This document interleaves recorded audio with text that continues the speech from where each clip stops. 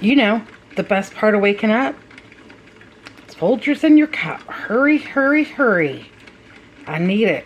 I need that first cup. I gotta get going here, people. Gotta get going. But on the other hand, my dishes did get done last night before I went to bed and put away. That sink needs a little bit of attention, but it's not too bad. And we've got all kinds of things going on today. So, yeah, hurry, little coffee pot, hurry. And I am always tempted to take the first cup before it finishes brewing, but I always regret it because it tastes better when it's all done.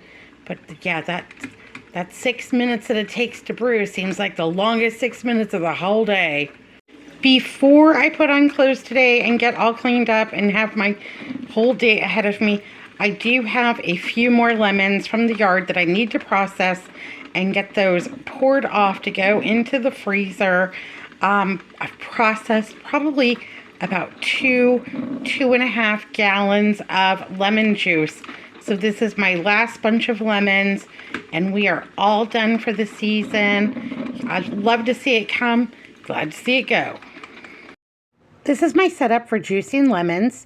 It's the KitchenAid attachment juicer, and then I just squeeze it into the clear collection bowl at the bottom. Yay, hooray! The collected juice runs through the sieve to separate the pulp, the seeds, and the juice. Right now I've got almost 8 cups of juice collected. Yay, hooray! The final step in this process is the pour out. And I've collected these plastic bottles over the years. They've been washed, rinsed, and sanitized in a bleach solution. So I simply fill them up with the lemon juice, put the lids on them, and then they go directly into the freezer for future use all year long. Well, there we go. Yay, hooray. I got cleaned up for the day. Let me tell you, processing those lemons is sticky, dirty work. The juice runs down my arms, and inevitably I have a spill. And so yeah, I have to basically do a whole refresh of the kitchen for every time that I process. So we've gotten through about 4 processes now, and I have about 2.5, 3 gallons of lemon juice. That's why I always save those lemon juice jars from the, wherever I get them from, so that I can I wash them in very hot water and then rinse them, run them through a bleach sanitation process, and then allow them to air dry. Then I go ahead and I put them in the freezer just for good measure to kill anything else that might be in there. Plus, lemons are very acidic. I fill those bottles with the juice, put the lids on, allow room for expansion, of course, and then I will layer those in my outside freezer. So if we have a power outage, if something goes wrong with the freezer, God forbid, tweet, tweet, knock on wood, fingers crossed, that will allow me a little bit of leeway time, because it has, those solid liquids will take a while to defrost. So, when I'm doing my morning checks, making sure that everything is at the correct temperature, that I will catch any possible problems. So there we go. Also today, what I'm going to be doing, I got this bag of clothing here. A friend of mine is running a charitable clothing drive, and she's asked for my help. Not only for my donation, but also for my help. So I told her I would be glad to come down and help her out, but I did need to do something that was pretty much a sitting kind of a job. So I'm going to be doing the sorting, and I'm going to take a few hours out of my day and go help out a friend. Yay, hooray. But I found some things in my closet that I could live without. There's a lot of nice things in there, but I washed everything. Everything's pressed. Everything's clean. There's no holes, no unraveling hems or anything like that. Actually, there's only one skirt in here that was just always too long for me, and I wore it anyhow because I loved it, but I had to twist it up at the waist and kind of do some things to it, kind of like the pantyhose, Anyhow, got some nice things in there. I'm giving up that skirt. It can go to someone taller, and got some things from Andrew. And so yeah, got a little donation for charity. I'm gonna get that over and meet my friend over there And I sometimes go to this church. You know that I love to church hop. I consider myself a woman of faith, but not necessarily faithful to any one church. Yep, it's something I learned from my parents. Church hopping. So, some days I go to this one, some Sundays I go to that one. Sometimes I just stream it on my on the internet. Anyhow, yeah, all the things. So yeah, I'm gonna go meet up with a friend, do a little bit of work for someone else, which always makes me feel good. Anyhow, I'm gonna go meet up with a friend, gonna pass off some donations, gonna do a little bit of sorting, and I have to tell myself, you are sorting, not shopping, Shorty Vaughn. So yeah, yay, hooray! It should be a fun-filled day. Then I'm gonna come home this afternoon, and we'll see what happens next. Just a whole day of fun. All right, well, I'm back. I made it home. I'm telling you, it's chilly here today. So, yeah, had a good time at the clothing drive. We ended up with about 300 pounds of donated clothing. There was a lot of sorting and just chit-chat with my friends, and made some new friends. So, I had this doctor's appointment one time, and I kind of thought this lady was wacky. And she asked me if I went to church. And I said, well, I go. Yeah, I go. I church hop. That's my thing. And she said, did you know that people that go to church live longer? And I looked at her and I'm like, oh, okay. How do you quantify that? She said, because you build up a community, a network of people that lift you up. And if you fall on hard times, if you're having difficulties or what have you, have people in your network that can help you out, and that sense of community can help you live longer. And I said, well, couldn't you just have the same effect from joining like a community center or book club or something, having a lot of friends? She said, yeah, absolutely. So yeah, that's something to take into account. I don't know, but it was fun to go and help her out. Yay, hooray. Now I'm going to get started on some dehydrating because I bought those carrots and celery. They were such a good buy. See, you don't have to grow things necessarily in your garden. If you can pick something up on the cheap, especially where I live, our water prices are outrageous. I always grow a small garden, but we went 180 some days with no rain. So everything that I grow has to have supplemental water to grow. So my water bill, you kind of have to balance it. The price of growing something versus the price of just picking it up at the grocery store.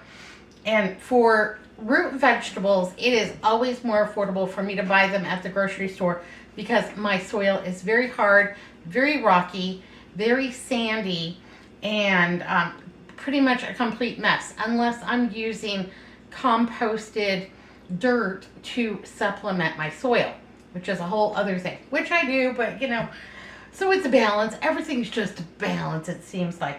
So I'm going to go ahead and dehydrate the celery. Yay, hooray. Gave it a good wash up. And then as I was clipping it off from the bottom, I thought, I've got this little vase right here, and it looks like it's just the right diameter for the celery. I want to see if I can root it. So I put a little water in there, just barely touching the bottom of the celery. I'm going to stick that up in the kitchen window, see if I can grow some roots on it. Maybe I can get a little bit of celery to grow in my garden. It doesn't cost me anything to try. Life is all about experimentation and fun and what have you. So you do not need to blanch celery, and I am not going to peel the strings on this celery because what I am going to do, I'm going to dehydrate celery and I'm going to dehydrate cabbage. No, not cabbage, carrots. Dehydrate celery and carrots inside the house today because we have a few days of rain this week. I'm telling you what, we're living it up with the rain. We're just loving it. But I'm going to do carrots and celery inside the house because they do not smell bad. I will do the onions next week when I can put it outside and it's not so humid and that kind of thing. Because you do not want to dry onions inside your house. It smells like the worst body odor that you have ever smelled in your entire life for the first 3 hours of the drying process. And it's really hard smell to get out, and ooh, it's strong outside too. None of my neighbors all know when I am drying onions out. Oh yeah, my neighbors. What are you doing back there? It stinks. And they all think that I have killed Andrew. And so I'm just giving this a little chippity chop. I'm going to include all of the leaves on it. That's just fine. I already looked at them. They were all in pretty good shape. This little piece is not, yeah, I saw that. I'm like, oh, I'm not going to put that in. I only wanted to hydrate the best pieces so that when I rehydrate them, that they are all still delicious.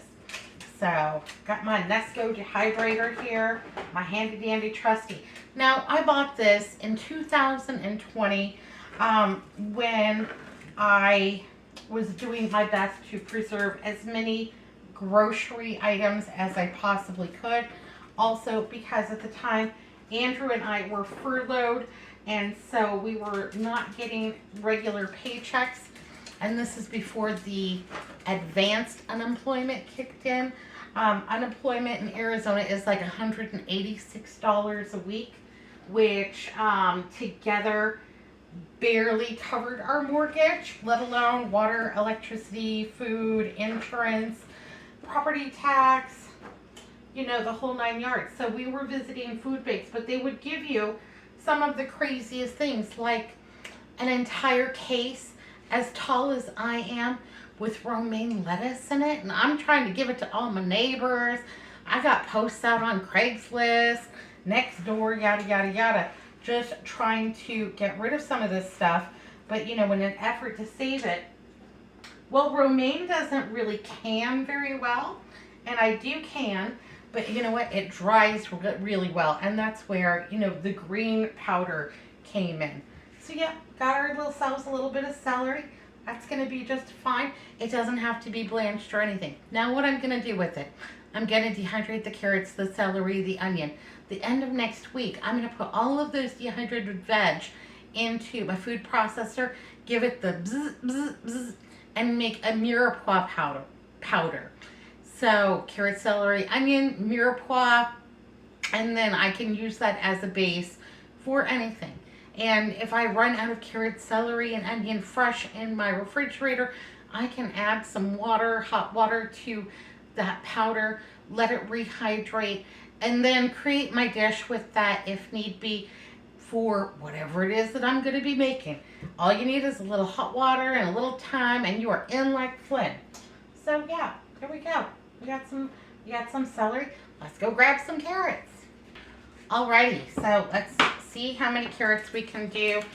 And yeah, I'll just go ahead and cut these any old way. I don't think it really matters. I'm doing them about 1/4 of an inch thick, and that's pretty good as far as I'm concerned. Of course, the smaller, hello Hazel.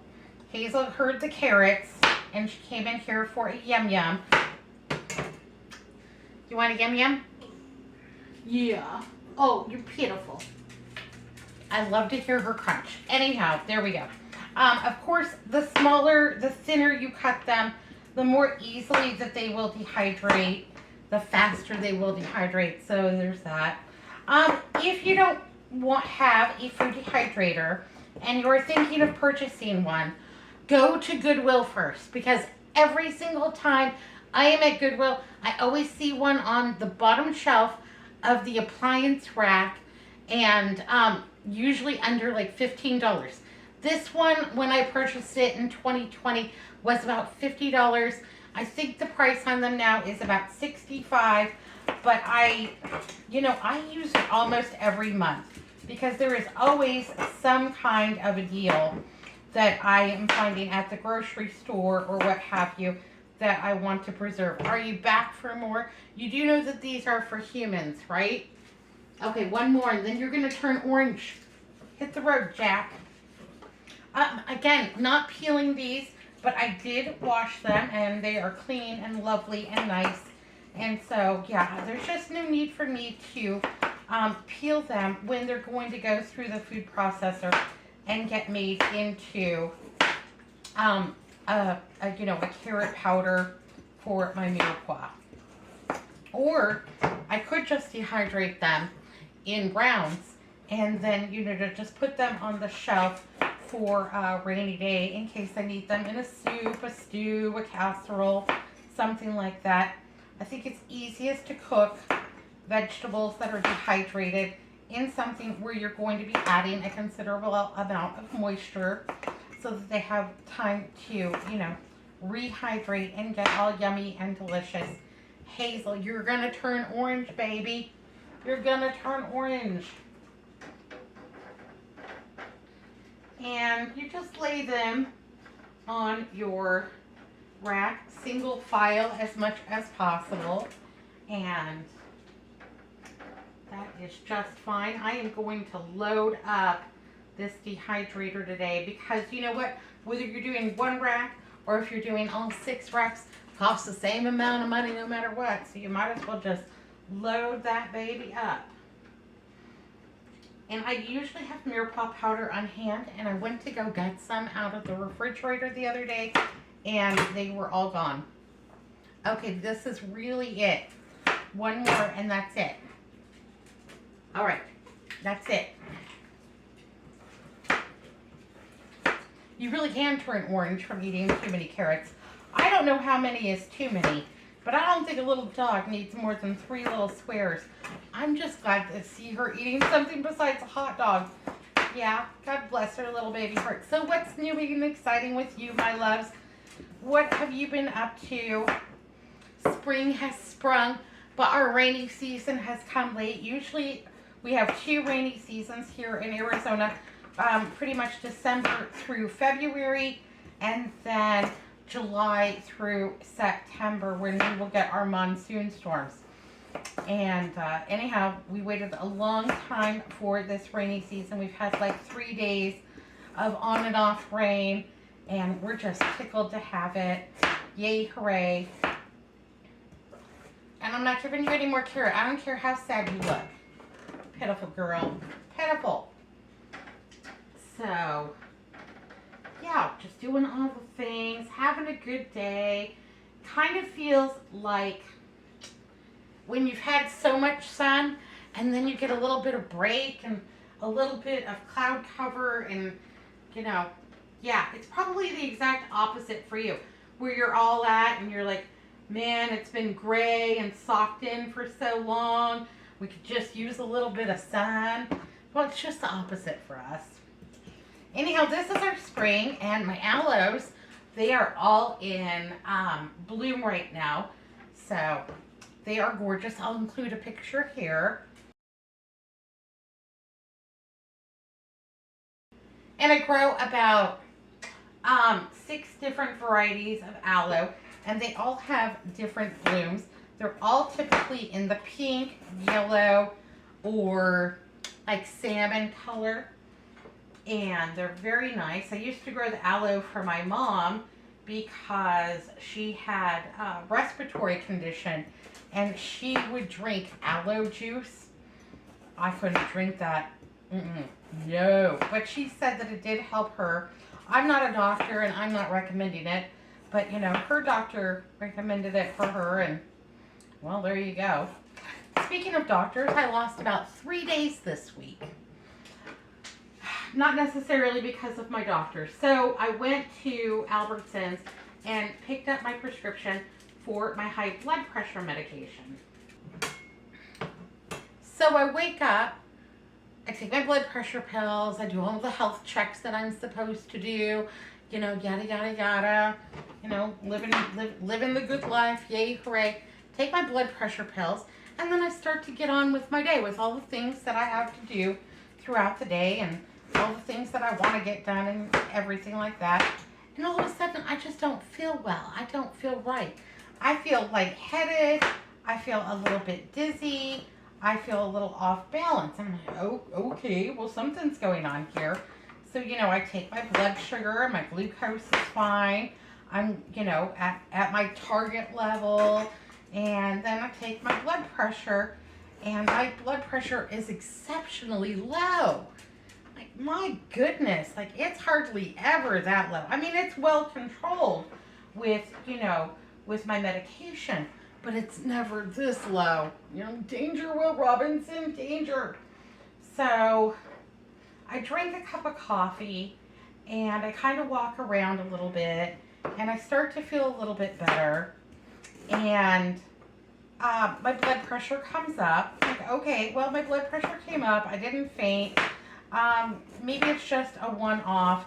We'll see what happens. So I feel fine for the rest of the day. I'm just doing my thing. Took a little nap. Woke up, made dinner, blah, blah, blah, blah, blah. The next day, I get up and I take my medication, and I am so tired. Like, I'm just so tired that I'm barely even functioning, it feels like. I don't feel lightheaded, but I just don't feel like I can get anything done. And I've had days like that before.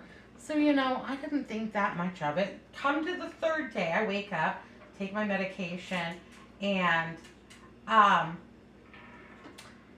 I was lightheaded and felt like I was going to faint again. Like I was going to pass out.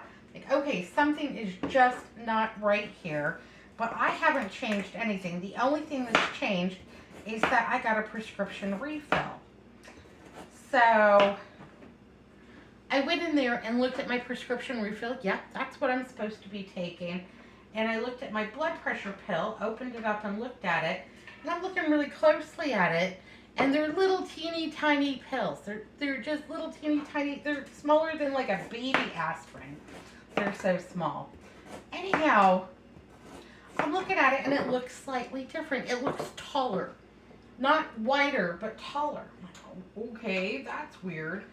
So I got a ride over to the pharmacy to talk to the pharmacist because now I'm pretty sure something just is not right.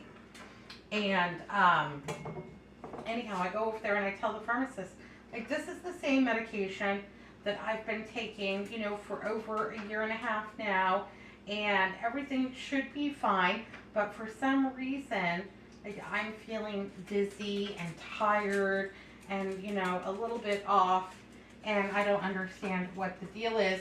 But I did happen to notice that this seems much taller than the medication from last month. Okay. So he goes over to the rack and he pulls down the same bottle and he opens it up and shakes one out and he looks at mine and he looks at it. He's like, well, that is different. And I said, yeah. See, I said, anyhow, they had given me the wrong medication. The same medication, but just the wrong dosage. They gave me a higher dose. And so I lost like 3 days this week because I did not, it took me 3 days to figure out that I did not get the correct prescription from the pharmacist. So I'm going to have to be more careful, more diligent about, looking at the pills. So what I did was I went ahead and I took one pill out of the correct prescription and for all of my pills, and then I put them on a piece of cellophane tape and taped that up in my medicine cabinet so that I can compare the pill that I get next time to the pill there. Because like I've got a PDR and I could look at it and like the pill reference book, but these look exactly the same except one is like a millimeter taller than the one that anyhow, what a mess. But I'm just really grateful that I didn't suffer any ill effects from that. Thank goodness. Yay, hooray. You know what? We've got a couple of extra trays on here. And I think while I'm at it, I'm going to go ahead and dehydrate some cabbage too. Alrighty. So I'm going to go ahead and dehydrate the cabbage too. Like I said, it costs the same amount of money to run the dehydrator, whether you're running 1 tray or 5 trays.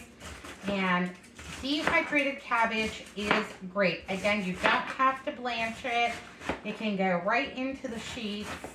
And then you have this cabbage for a nice soup or stew.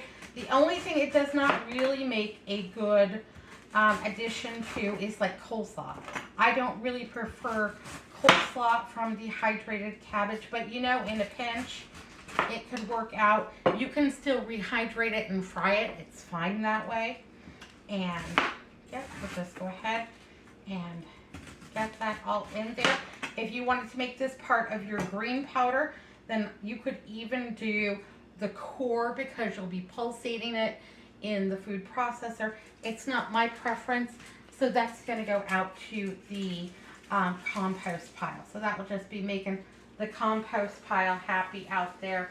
It will be fine. And I don't mind the smell of cabbage dehydrating in my house. It smells like cabbage cooking.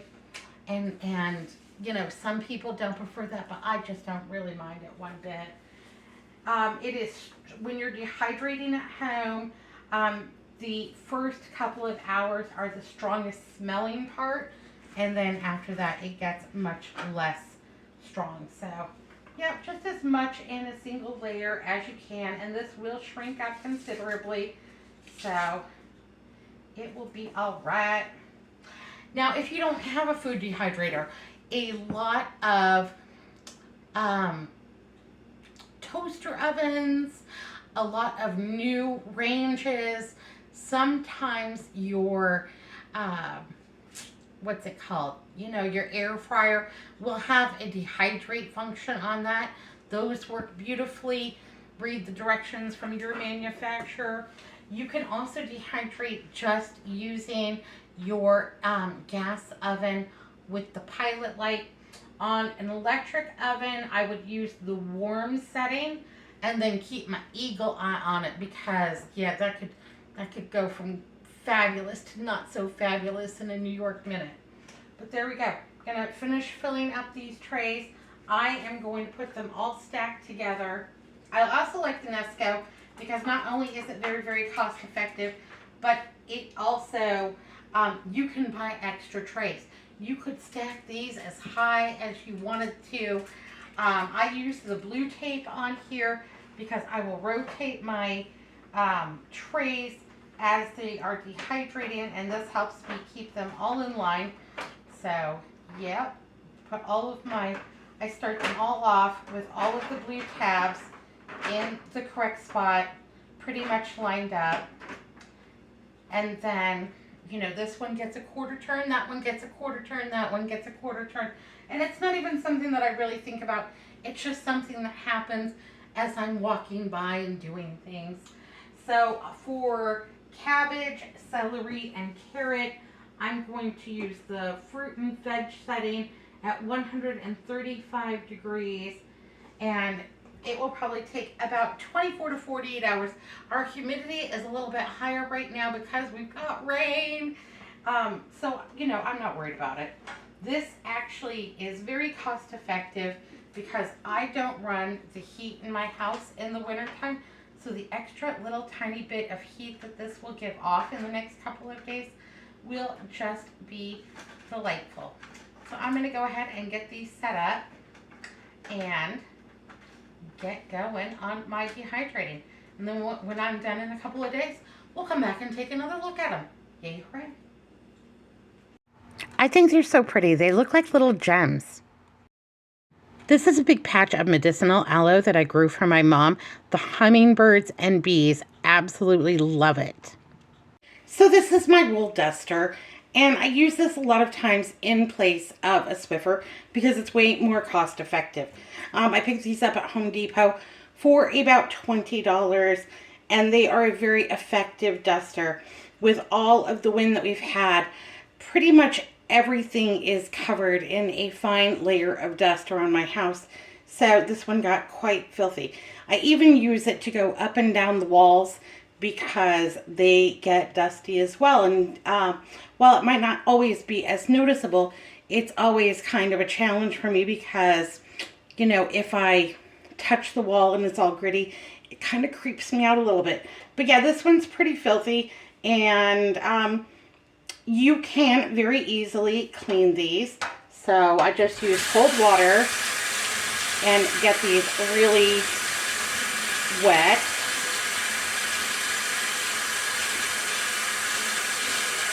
Once it's saturated, I use a shampoo. This one has jojoba and keratin in it, and it's just like a Aussie Miracle Moist shampoo. and just give it a little squeeze. And then basically, just like if you were washing the dog or, you know, a small child's hair or something like that, just rub it all through there and get it all soapy, all lathered up, all of those good things. And yeah, that's really gross and kind of filthy. You can just, yeah, kind of muddy looking. And once you think that you have done a good job of cleaning that, always get the end, because that's where mine's the filthiest, because I use it to get into cracks and crevices and stuff like that. Anyhow, then just give it a really good rinse off.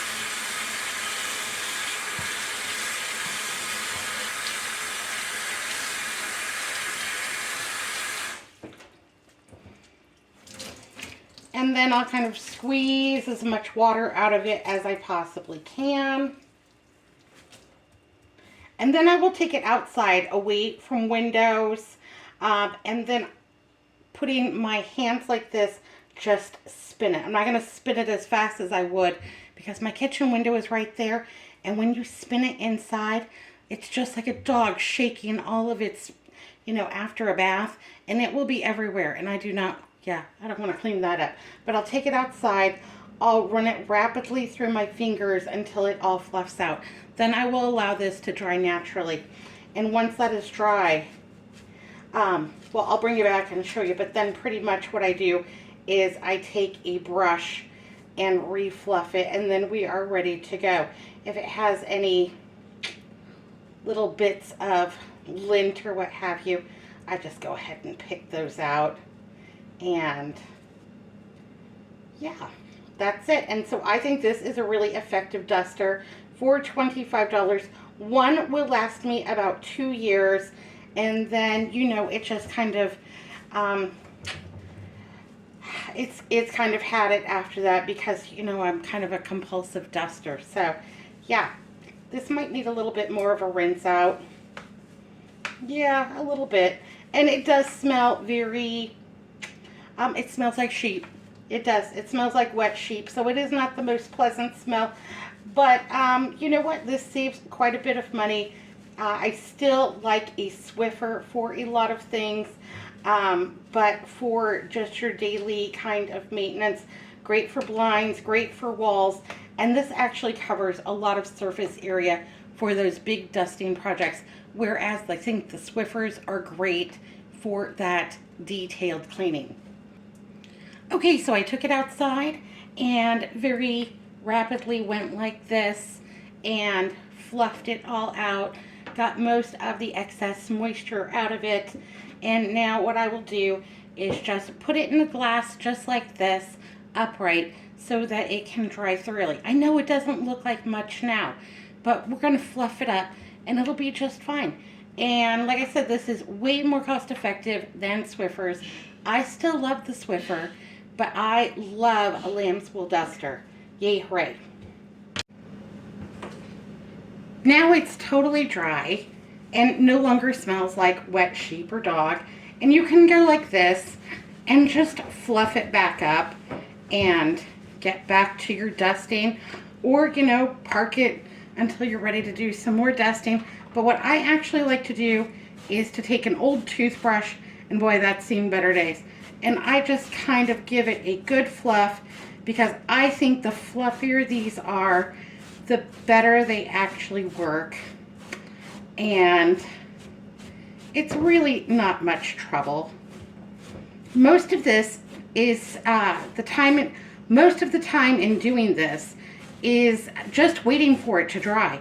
You could blow dry it if you were so inclined, but honestly, I just park it in a sunny spot and just let it dry naturally. And I'm not in that big of a rush to get the dusting done. You could dust here every single day and you are never going to catch up. That's just the way it is in the Southwest. So I can easily go through a package, a large box of Swiffers every single month. And at almost $15 where I live per large box, Yeah, that's pretty pricey. Even if I'm getting them over at the Dollar Tree, there are not as many in the box, and it doesn't really save me more money. But this is very cost effective. And actually, it's kind of fun to brush it. Here we go. After a couple of years of doing this on the weekly, it does get a little bit bald. See, we've lost some fur from it, but it gets a little bit bald. And then I just order a new one. And there we go. Get the tops all fluffed out. If you get a tangle, just take some scissors and cut out the tangle. Don't worry about it. You know, even if you have a little bald spot, they are still pretty darn effective. And it does allow you a large swath of cleaning, a big swipe. So this is perfect for walls, perfect for, you know, tabletops, that kind of thing. Because it's on a longer stick, for me, I can dust the baseboards with it. And now it looks almost as good as brand new. And we are ready to get on with our dusting. Yay, hooray. Can't beat that with a stick.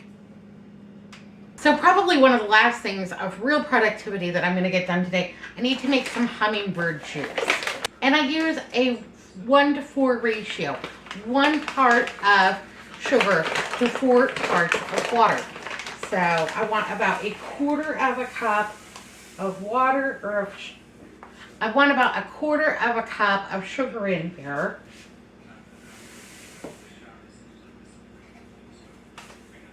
Here we go. Perfect. To about 1 1/4 cup of water. Yay, hooray. I do try to change this on the daily because, you know, everybody wants fresh water. I give Hazel fresh water. I give the birds fresh water. I give the kitty cats fresh water. Everybody wants a little fresh water. So, yeah, so I don't fill the hummingbird feeder all the way. I just fill it, you know, a little bit. And, you know, when it's gone, and there will be more tomorrow. And there's lots of stuff in bloom in my yard. They absolutely love the aloe blooms, and so they're hitting that. They're hitting the honeysuckle that's in bloom right now. And then I also have the lemon trees have started to blossom as well, and they smell so good at night. I love to open the windows and just have that fresh citrus blossom smell come in. I just stir this until it's dissolved. That looks pretty good. And then actually I put it back into the same bottle that I poured the water from. And I just keep this in the refrigerator and then just fill my feeders every day with a little bit, just a little top up, a little yum yum. We have Annas just about all year long. And in the wintertime, we will get hummingbirds from, you know, colder parts of the world. But Anna's all year long. And last year we did have some babies that were hatched up on my up on my back patio. So that was really fun. So there we go. Made some food for the hummingbirds. What are we gonna eat tonight? Well, tonight we are going to be having leftovers because I am exhausted. So I've taken some of that pesto gnocchi soup out of the freezer. Boy, that made a lot. That was delicious. I took some pesto gnocchi soup out of the freezer to thaw this morning, and that's going to get a quick zip, zip, zip in the microwave. Now my hummingbird juice is ready to go. We're going to have the soup, and then we're just going to have a little side salad to go with that. That's going to be plenty for us. I've had a long and productive day. Yay, hooray. Hey, thanks for spending the day with me. You guys make it so much fun. Anyhow, I love y'all. Sending y'all great big squeeze-a-ronies. big old smooches. And I hope that you have a great day too. Tomorrow, I've got a grocery haul coming up for you because the sales this week were unbelievable. And I'm so excited to share them with you. All right, be good, be careful, look both ways. I'll see you next time. Thanks for watching Crazy But Not Dangerous. Bye now.